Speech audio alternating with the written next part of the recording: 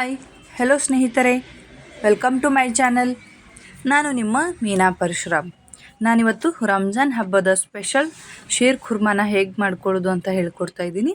ಇದಕ್ಕೆ ಬೇಕಾಗಿರುವಂಥ ಇಂಗ್ರೀಡಿಯೆಂಟ್ಸನ್ನ ನೋಡ್ಕೊಳ್ಳೋಣ ಬನ್ನಿ. ನಾನಿಲ್ಲಿ 1 ಲೀಟ್ರ್ ಹಾಲನ್ನು ತೊಗೊಂಡಿದ್ದೀನಿ, ಆರೋಗ್ಯ ಹಾಲು, ಮತ್ತು 250 ಗ್ರಾಮ್ನಷ್ಟು ಸಕ್ಕರೆನ ತೊಗೊಂಡಿದ್ದೀನಿ, ಸ್ವಲ್ಪ ತುಪ್ಪ ತೊಗೊಂಡಿದ್ದೀನಿ, ಮತ್ತು 7ರಿಂದ 8 ಏಲಕ್ಕಿನ ತೊಗೊಂಡಿದ್ದೀನಿ. ಇದನ್ನು ಜಜ್ಜಿ ಪುಡಿ ಮಾಡಿಟ್ಕೊಳ್ತೀನಿ. ನಾನಿಲ್ಲಿ ಆಲ್ರೆಡಿ ರೋಸ್ಟೆಡ್ ಆಗಿರುವಂಥ ಶಾವಿಗೆನ ತೊಗೊಂಡಿದ್ದೀನಿ. ಇದು ಸ್ವಲ್ಪ ಚಿಕ್ಕ ಶಾವಿಗೆ. ಆಮೇಲೆ ನಾನಿಲ್ಲಿ ತರ್ಬೂಜದ ಬೀಜ ಅಂತ ಬರುತ್ತಲ್ಲ, ಆ ಥರ ತೊಗೊಂಡಿದ್ದೀನಿ. ದಿನಸಿ ಅಂಗಡಿಯಲ್ಲಿ ಸಿಗುತ್ತೆ ಇದು. ಮತ್ತು ನಾನಿಲ್ಲಿ ಚಿರೋಂಜಿ ಬೀಜನ ತೊಗೊಂಡಿದ್ದೀನಿ. ಚಿರೋಂಜಿ ಅಂತ ಹೇಳಿದ್ರೆ ಕೊಡ್ತಾರೆ. ಮತ್ತು ಒಂದು 4-5 ಪೀಸ್ ವಾಲ್ನಟ್ ತೊಗೊಂಡಿದ್ದೀನಿ, ಒಂದು 10ರಿಂದ 15 ಗೋಡಂಬಿ, ಒಂದು ಸ್ವಲ್ಪ ಬಾದಾಮಿ, ಮತ್ತು ಒಂದು ಸ್ವಲ್ಪ ಪಿಸ್ತಾನ ತೊಗೊಂಡಿದ್ದೀನಿ. ಹೇಗೆ ಮಾಡ್ಕೊಳ್ಳೋದು ಅಂತ ನೋಡ್ಕೊಳ್ಳೋಣ ಬನ್ನಿ. ನಾನಿಲ್ಲಿ ಒಂದು ಬೌಲ್ಗೆ ತೊಗೊಂಡಿರುವಂಥ ವಾಲ್ನಟ್ಟು, ಗೋಡಂಬಿ, ಪಿಸ್ತಾ, ಬಾದಾಮಿ ಎಲ್ಲವನ್ನು ಹಾಕ್ಕೊಳ್ತಾ ಇದ್ದೀನಿ. ಎಲ್ಲವನ್ನು ಹಾಕ್ಕೊಂಡು ಸ್ವಲ್ಪ ಉಗುರು ಬೆಚ್ಚಗಿರುವಂತಹ ನೀರೇನಿರುತ್ತಲ್ಲ, ಅಥವಾ ನೀವು ಒಂದು ಸ್ವಲ್ಪ ಕಾಯಿಸ್ಕೊಂಡ್ರೂ ಚಿಂತೆ ಇಲ್ಲ. ಸ್ವಲ್ಪ ಕಾಯಿಸ್ಕೊಂಡ್ರೆ ಬೇಗ ನೆನೆಯುತ್ತೆ ಅಂತ ಒಂದು ಗಂಟೆ 2 ಗಂಟೆಯಲ್ಲೇ ಮಾಡ್ಕೊಳ್ಳೋ ಪ್ಲ್ಯಾನಿಂಗ್ ಏನಾದರೂ ಇದ್ದರೆ ಬೇಗ ನೆನೆಯುತ್ತೆ ಅನ್ನೋ ಕಾರಣಕ್ಕೆ ಸ್ವಲ್ಪ ಉಗುರು ಬೆಚ್ಚಗೆ ನೀರನ್ನು ಹಾಕ್ಕೊಳ್ಬೇಕು. ಆಲ್ಮೋಸ್ಟ್ ಎಲ್ಲ ಡ್ರೈ ಫ್ರೂಟ್ಸನ್ನ ನೆನೆಸಿಟ್ಕೊಳ್ಳೋದೇ ಒಳ್ಳೆಯದು. ನಾನಿಲ್ಲಿ ಇನ್ಸ್ಟಂಟಾಗಿ ಒಂದು 2ರಿಂದ 3 ಗಂಟೆ ಒಳಗೆ ಮಾಡ್ಕೊಳ್ಳೋಣ ಅಂತ ಬಿಸಿನೀರನ್ನು ಹಾಕ್ಕೊಂಡಿದ್ದೀನಿ. ನೀವು ಬಿಸಿನೀರು ಬೇಡಪ್ಪ ಅಂತಂದರೂ ನೈಟಲ್ಲಿ ನಾಳೆ ಬೆಳಗ್ಗೆ ಮಾಡೋರಾದರೆ ಹಿಂದಿನ ದಿವಸ ರಾತ್ರಿ ನೆನೆಸಿಟ್ರೆ ಸಾಕು. ನೋಡ್ತಾ ಇರ್ಬೋದು, ನಾನಿಲ್ಲಿ ಚಿರೋಂಜಿ ಬೀಜಕ್ಕೂ ಮತ್ತು ತರ್ಬೂಜದ ಬೀಜಕ್ಕೂ ಎರಡಕ್ಕೂ ನೀರನ್ನು ಹಾಕಿ ಒಂದು ಸ್ವಲ್ಪ ಚೆನ್ನಾಗಿ ಮಿಕ್ಸ್ ಮಾಡ್ಕೊಳ್ತಾ ಇದ್ದೀನಿ. ಯಾಕಂದರೆ ಮೇಲಿರೋದೆಲ್ಲ ಕೆಳಗಡೆ ಹೋಗಿ ನೆನೆಯಲಿ ಅನ್ನೋ ಕಾರಣಕ್ಕೆ.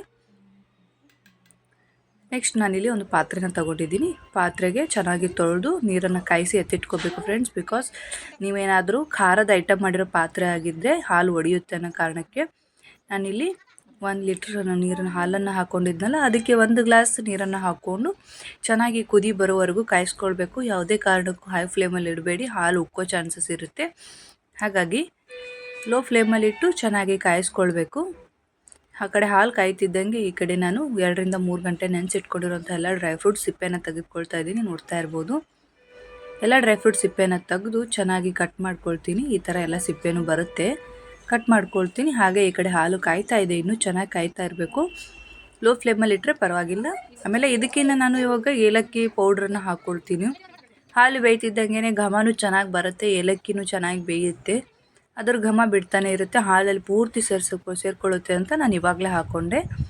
ನಾನಿಲ್ಲೊಂದು ಫ್ರೈಯಿಂಗ್ ಪ್ಯಾನ್ಗೆ ತುಪ್ಪನ ಹಾಕ್ಕೊಂಡಿದ್ದೀನಿ. ತುಪ್ಪ ಹಾಕ್ಕೊಂಡ್ಮೇಲೆ ಡ್ರೈ ಫ್ರೂಟ್ಸ್ನ ಹಾಕ್ಕೊಳ್ತಾ ಇದ್ದೀನಿ. ಕಟ್ ಮಾಡಿ ಇಟ್ಕೊಂಡಿರೋಂತಹ ಬಾದಾಮಿ, ಗೋಡಂಬಿ, ವಾಲ್ನಟ್ ಏನಿತ್ತಲ್ಲ, ಇದು ಮಾತ್ರ ಫಸ್ಟು ಸೇರಿಸ್ಕೊಳ್ತಾ ಇದ್ದೀನಿ. ಸ್ವಲ್ಪ ಇದು ಗಟ್ಟಿ ಇರೋದ್ರಿಂದ ಬೇಯೋದಕ್ಕೆ ಲೇಟ್ ಆಗುತ್ತೆ ಅನ್ನೋ ಕಾರಣಕ್ಕೆ ಫಸ್ಟ್ ನಾನು ಇವು 3ನೇ ಹಾಕ್ಕೊಂಡು ತುಪ್ಪದಲ್ಲಿ ಚೆನ್ನಾಗಿ ಫ್ರೈ ಮಾಡ್ಕೊಳ್ಬೇಕು ಫ್ರೆಂಡ್ಸ್. ಹೆಂಗೆ ಅಂದರೆ ಅಷ್ಟು ಗೋಲ್ಡನ್ ಬ್ರೌನ್ ಬರೋದು ಬೇಡ, ಸ್ವಲ್ಪ ಲೈಟ್ ಕಲರ್ ಚೇಂಜಸ್ ಆದರೆ ಸಾಕು. ಬಾದಾಮಿ, ಗೋಡಂಬಿ ಎಲ್ಲವೂ ಕ್ರಿಸ್ಪಿ ಹಾಕೋವರೆಗೂ ಫ್ರೈ ಮಾಡ್ಕೊಳ್ಬೇಕು. ನೋಡ್ತಾ ಇರ್ಬೋದು ನೀವು, ಆದಷ್ಟು ಲೋ ಫ್ಲೇಮಲ್ಲೇ ಮಾಡ್ಕೊ. ಇಂಥ ರೆಸಿಪಿ ಇದು ಆ್ಯಕ್ಚುಲಿ ನ್ಯೂಟ್ರಿಷಿಯಸ್ ರಿಚ್ ಫುಡ್ ಅಂತಲೇ ಹೇಳ್ಬೋದು. ನಾನಿಲ್ಲಿ ಫ್ರೈ ಮಾಡ್ಕೊಂಡಿರುವಂತಹ ಗೋಡಂಬಿ, ಬಾದಾಮಿ ಮತ್ತು ವಾಲ್ನಟ್ನ ಒಂದು ಪ್ಲೇಟ್ಗೆ ತೆಗೆದಿಟ್ಕೊಳ್ತಾ ಇದ್ದೀನಿ. ಅದೇ ತುಪ್ಪಕ್ಕೇ ನಾನಿವಾಗ ಪಿಸ್ತಾ ಮತ್ತು ತರ್ಬೂಜದ ಬೀಜ ಮತ್ತು ಚಿರೋಂಜಿನ ಹಾಕ್ಕೊಳ್ತಾ ಇದ್ದೀನಿ. ಹಾಕ್ಕೊಂಡು ಮತ್ತು ಚಟಪಟ ಅಂತ ನೋಡ್ತಾ ಇರ್ಬೋದು ಸಿಡಿಯುತ್ತೆ ಅದು.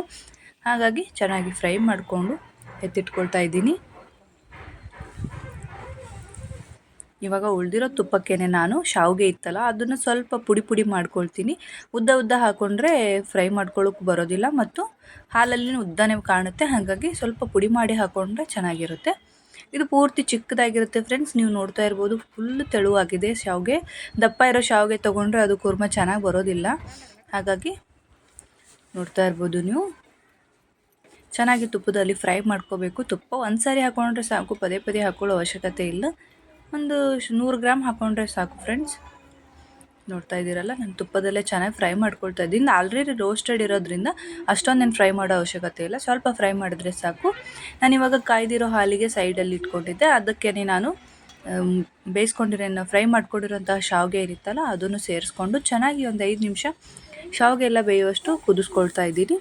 ನೋಡ್ತಾ ಇರ್ಬೋದು ನೀವು, ಹಾಲು ಯಾವುದೇ ಕಾರಣಕ್ಕೂ ಕೆನೆಗಟ್ಟೋ ಥರ ನೋಡ್ಕೊಳ್ಬಾರ್ದು. ಅವಾಗವಾಗ ಕೈ ಆಡಿಸ್ತಾನೆ ಇರಬೇಕು. ಆದಷ್ಟು ಲೋ ಫ್ಲೇಮಲ್ಲೇ ಇಟ್ಟು ಮಾಡ್ಕೊಳ್ಬೇಕು. ಅಟ್ಲೀಸ್ಟ್ ಮೀಡಿಯಮಲ್ಲಿ ಇಟ್ಕೊಂಡು ಮಾಡಿದ್ರೂ ಚಿಂತೆ ಇಲ್ಲ.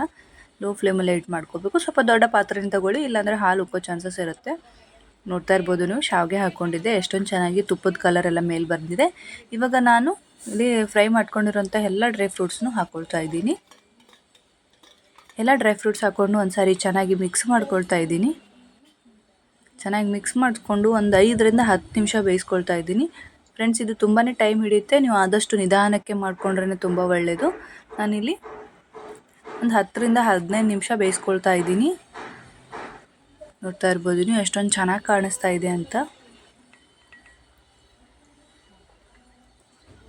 ಇದು ಆಲ್ಮೋಸ್ಟ್ ಆಲ್ ರಂಜಾನ್ ಹಬ್ಬಕ್ಕೆ ಅವ್ರು ಮಾಡ್ಕೊಳ್ತಾರೆ, ಬಟ್ ನಾವು ಯಾವಾಗಲೂ ಮಾಡ್ಕೊಳ್ಬಹುದು. ಯಾಕೆಂತಂದರೆ ಇದೆಲ್ಲ ಐಟಮ್ಸ್ ಮನೇಲಿದ್ದರೆ ನಮಗೆ ಬೇಕಾದಾಗ ಅಥವಾ ಯಾರಾದರೂ ಗೆಸ್ಟ್ಗಳು ಬಂದಾಗ ಈ ಥರ ಮಾಡ್ಕೊಂಡು ಕುಡಿದ್ರೆ ತುಂಬಾ ಟೇಸ್ಟಿಯಾಗಿರುತ್ತೆ, ಆಮೇಲೆ ರಿಚ್ಚಾಗೂ ಕಾಣುತ್ತೆ. ಹಾಗಾಗಿ ಈ ಥರದ ರೆಸಿಪೀಸ್ ಎಲ್ಲ ಮಕ್ಕಳು ತುಂಬ ಇಷ್ಟಪಟ್ಟು ಕುಡಿತಾರೆ. ಎಲ್ಲ ಥರದ ಡ್ರೈ ಫ್ರೂಟ್ಸು ಇರುತ್ತೆ. ನಾನಿವಾಗ ಇದಕ್ಕೆ ತೊಗೊಂಡಿರುವಂತಹ ಸಕ್ಕರೆನ ಹಾಕ್ಕೊಳ್ತಾ ಇದ್ದೀನಿ.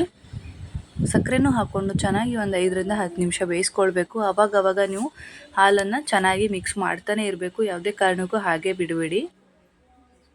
ಆಮೇಲೆ ಉರಿನ ಲೋ ಫ್ಲೇಮಲ್ಲೇ ಇಟ್ಟು ಬೇಯಿಸ್ಕೋಬೇಕು. ನೋಡ್ತಾ ಇರ್ಬೋದು ನೀವು, ಕಲರ್ ಎಷ್ಟೊಂದು ಚೆನ್ನಾಗಿ ಬಂದಿದೆ, ಸ್ಮೆಲ್ಲು ಹಾಗೆ ಬರ್ತಾ ಇದೆ ಫ್ರೆಂಡ್ಸ್. ಏಲಕ್ಕಿ ಪೌಡ್ರನ್ನ ನಾವು ಮೊದಲೇ ಸೇರಿಸಿರೋದ್ರಿಂದ ಚೆನ್ನಾಗಿ ಸ್ಮೆಲ್ ಬರುತ್ತೆ. ಈ ಥರ ಬೇಯಿಸ್ಕೊಳ್ಬೇಕು. ನೋಡ್ತಾ ಇರ್ಬೋದು ನೀವು, ಚೆನ್ನಾಗಿ ಕುದಿ ಬರೋವರೆಗೂ ಕಾಯಿಸ್ಕೊಳ್ಬೇಕು. ಈ ಥರ ಬಂದರೆ ನಾವು ಮಾಡಿರೋ ಶೀರ್ ಖುರ್ಮಾ ರೆಡಿ ಆಯಿತು ಅಂತಲೇ ಅರ್ಥ. ನಾವು ಬರ್ತ್ಡೇ ಪಾರ್ಟಿಗಳಲ್ಲೆಲ್ಲ ಮನೆಗೆ ಮಾಡೋದಾದರೆ ಈ ಥರ ಶೀರ್ ಖುರ್ಮಾನು ಮಾಡ್ಕೊಳ್ಬಹುದು, ಅಥವಾ ಯಾರಾದರೂ ನೆಂಟರು ಬಂದಾಗ ಮಾಡ್ಕೊಳ್ಬಹುದು. ಶಾವಿಗೆ ಪಾಯಸ ಥರನೇ, ಬಟ್ ಇದರಲ್ಲಿ ಒಂದು ಸ್ವಲ್ಪ ಎಲ್ಲ ಹೈ ರೇಟೆಡ್ ಅಂತಲೇ ಹೇಳ್ಬೋದು. ಇದರಲ್ಲಿ ಡ್ರೈ ಫ್ರೂಟ್ಸು ಜಾಸ್ತಿ ಹಾಕಿರೋದ್ರಿಂದ ಇದೊಂದು ಸ್ವಲ್ಪ ಟೇಸ್ಟು ರಿಚ್ ಆಗಿರುತ್ತೆ. ನಾವು ಮಾಡಿರೋ ಶೀರ್ ಖುರ್ಮಾ ಇಷ್ಟ ಆದರೆ ಒಂದು ಲೈಕ್ ಮಾಡಿ, ಶೇರ್ ಮಾಡಿ, ಕಮೆಂಟ್ ಮಾಡಿ, ಹಾಗೂ ಸಬ್ಸ್ಕ್ರೈಬ್ ಮಾಡ್ಕೊಳ್ಳಿ. ಯಾರೆಲ್ಲ ಮಾಡಿಲ್ಲ ನನ್ನ ಚಾನಲ್ನ ಸಬ್ಸ್ಕ್ರೈಬ್ ಮಾಡ್ಕೊಳ್ಳಿ. Thank you for watching my channel.